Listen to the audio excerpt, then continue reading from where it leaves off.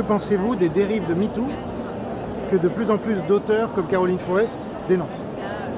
Alors pour ce qui est de cette autrice, son livre a été fact-checké par des personnes qui ont identifié un certain nombre de contre-vérités et le texte a été signé par une centaine de féministes qui dénoncent justement des propos mensongers, diffamatoires, qui parfois portent atteinte à la vie privée de certaines personnes qui ont justement dénoncé les violences sexistes qu'elles avaient subies étant enfants. Donc moi je crois que c'est un mouvement réactionnaire, malheureusement c'est un mouvement de réaction par rapport à une libération de l'écoute, plus que de la parole des femmes. Parce que aujourd'hui, pour moi, ce qui reste le plus grave et le plus prioritaire, c'est que toutes les 7 minutes, il y a une femme qui est victime d'une agression sexuelle ou d'un viol. Et très très peu de ces agressions sont punies.